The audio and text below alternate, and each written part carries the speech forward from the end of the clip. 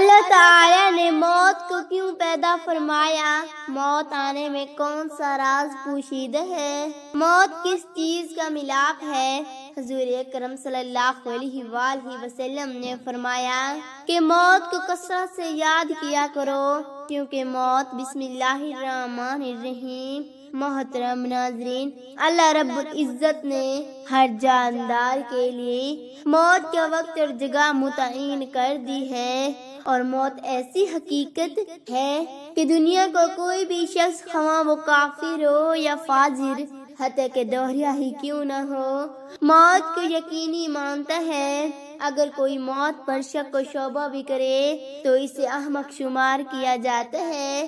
اس بات میں کوئی شک نہیں کہ موت تو ہر ایک کو آ کر ہی رہتی ہے۔ کسی کو اچانک موت آتی ہے، مثلاً کسی حادثے کے سبب یا قدرتی آفات کے سبب، جن میں زلزلے، سیلاب، آندھی، طوفان اور دوسرے وبائی امراض شامل ہیں۔ تو کسی کو بیماری میں، کسی کو گھر کے بستر میں، تو کسی کو مسجد میں۔ موت سے انکار نہیں کیا جا سکتا۔ موت کسی کی ٹلتی نہیں۔ جب اس کا وقت آ جائے تو چاہے بادشاہ ہو یا غلام، امیر ہو چاہے فقیر، سفیر ہو چاہے مشیر، یہ کسی کو نہیں بخشتی، چاہے زمین کے اندر چھپ جائیں یا آسمان کی وسعتوں میں محفوظ ہو جائیں۔ لیکن موت جو ہے، جب اس کا وقت آ جائے تو آ کر ہی رہتی ہے۔ یہ اپنے اسباب خود پیدا کر لیتی ہے۔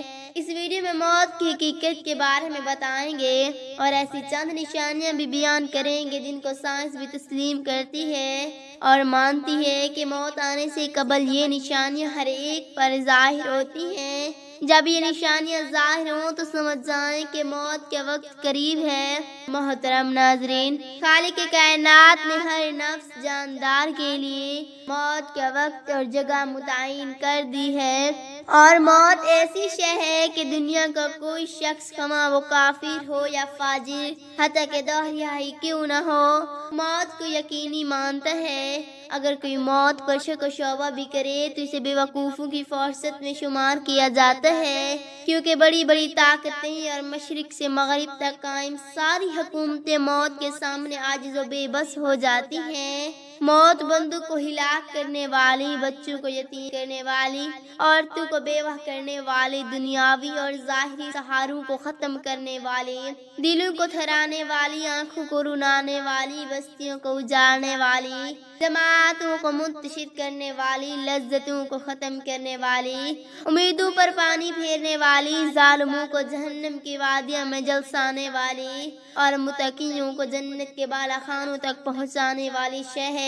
موت نہ چھوٹوں پر شفقت کرتی ہے، نہ بڑوں کی تعظیم کرتی ہے، نہ دنیاوی چوہدریوں سے ڈرتی ہے، نہ بادشاہوں سے ان کے دربار میں حاضری کی اجازت لیتے۔ جب بھی حکم خداوندی ہوتا ہے تو تمام دنیاوی رکاوٹوں کو چیرتی اور پھاڑتی مطلوب کو حاصل کر لیتی ہے۔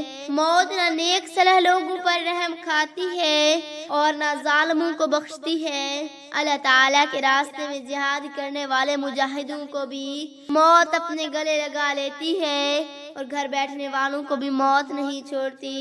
آخروی ابدی زندگی کو دنیاوی فانی زندگی پر ترجیح دینے والے بھی موت کے آغوش میں سو جاتے ہیں، اور دنیا کے دیوانوں کو بھی موت اپنا لقمہ بنا لیتی ہے۔ موت آنے کے بعد آنکھ دیکھ نہیں سکتی، زبان بول نہیں سکتی، کان سن نہیں سکتے، ہاتھ پیر کام نہیں کر سکتے۔ موت نام ہے روح کا بدن سے تعلق ختم ہونے کا، اور انسان کا دار فانی سے دار بقا کی جانب کوچ کرنے کا۔ ترقی یافتہ سائنس بھی روح کو سمجھنے سے قاصر ہے، حالانکہ اللہ تعالیٰ نے قرآن کریم میں واضح طور پر اعلان فرما دیا ہے، روح صرف اللہ کا حکم ہے۔ موت پر انسان کے اعمال کا کھاتہ بند ہو جاتا ہے، اور موت پر توبہ کا دروازہ بند اور سزا اور جزا کا عمل شروع ہو جاتا ہے۔ حضور صلی اللہ علیہ وآلہ وسلم نے ارشاد فرمایا، اللہ تعالیٰ بندے کی توبہ قبول کرتے ہیں یہاں تک کہ اس کا آخری وقت آ جائے۔ ہر روز، ہر گھنٹہ، بلکہ ہر لمحہ اپنی موت کے قریب تر ہوتے چلے جاتے ہیں۔ سال، مہینے اور دن گزرنے پر ہم کہتے ہیں کہ ہماری عمر کتنی ہو گئی، لیکن حقیقت یہ ہے کہ اتنی ایام ہماری زندگی سے کم ہو گئے۔ موت ایک مصیبت بھی ہے، جیسے کہ اللہ تعالیٰ فرماتے ہیں، اور وہیں تمہیں موت کی مصیبت پیش آ جائے۔ اللہ تعالیٰ نے اپنے کلام کے متعدد آیات میں موت اور اس کی حقیقت کو بیان کیے ہیں، جن میں سے چند آیات پیش خدمت ہیں۔ ہر جاندار کو موت کا مزہ چکھنا ہے، اور تم سب کو تمہارے اعمال کے پورے بدلے قیامت کے دن ہی ملیں گے۔ پھر جس کو دوزخ سے بچا لیا گیا اور جنت میں داخل کر دیا گیا، وہ صحیح معنی میں کامیاب ہو گیا، اور دنیاوی زندگی کو جنت کے مقابلے میں دھوکے کے سامان کے سوا کچھ بھی نہیں۔ اس آیت میں اللہ تعالیٰ نے انسان کو کامیابی کا معیار ذکر کیا ہے، اور وہ یہ ہے کہ اس حال میں ہماری موت آئے کہ ہمارے لیے جہنم سے چھٹکارے حاصل جنت کا فیصلہ ہو چکا ہو۔ اس زمین میں جو کچھ بھی ہے فنا ہونے والا ہے، اور صرف تمہارے پروردگار کی فضل والی، جلال والی اور فضل و کرم والی ذات باقی رہے گی۔ ہر چیز فنا ہونے والی ہے سوائے اللہ کی ذات کی۔ حکومت اسی کی ہے اور اسی کی طرف لوٹ کر جانا ہے۔ محترم ناظرین، اب آتی ہے موت کی چند نشانیوں کی جانب۔ جب موت کا وقت آ جائے، یہ 3 نشانیاں ہر ایک پر ظاہر ہوتی ہیں۔ پہلی نشانی یہ کہ جسم کا وقت جب ختم ہونے والا ہوتا ہے تو آنکھوں میں آنسو چمکتے ہیں، اور جسم کا درجہ حرارت گر جاتا ہے اور دوبارہ بحال نہیں ہوتا۔ ایسے وقت پر سے شدید پسینہ بھی آ سکتا ہے۔ دوسری نشانی یہ ہے کہ اس وقت احساسات کم ہو جاتے ہیں، یعنی روح جب جسم کو چھوڑنے کے لیے بالکل تیار ہو، یعنی موت کے قریب ہو، تو ہاتھ، پاؤں اور باقی جسم کی جلد پر محسوسات ختم ہو جاتے ہیں، اور اعضاء کا رنگ بدلنا شروع ہو جاتا ہے، اور جلد کا اوپری نیلا اغروانی رنگ اختیار کرنا شروع ہو جاتا ہے۔ تیسری نشانی سانس کی بے ترتیبی ہے۔ یہ نشانی ایک واضح نشانی ہے جب انسان کا سانس اکھڑنا ہوتا ہے اور بے ترتیب ہوتا چلا جاتا ہے، جب رخصت ہونے والا لینے والوں کو محسوس کرنے لگتا ہے اور دیکھنے لگتا ہے، تو ایسے منہ میں کچھ ایسے الفاظ نکلتے ہیں جن کو سن کر ڈاکٹر کہتے ہیں کسی الوازن ہو رہی ہے۔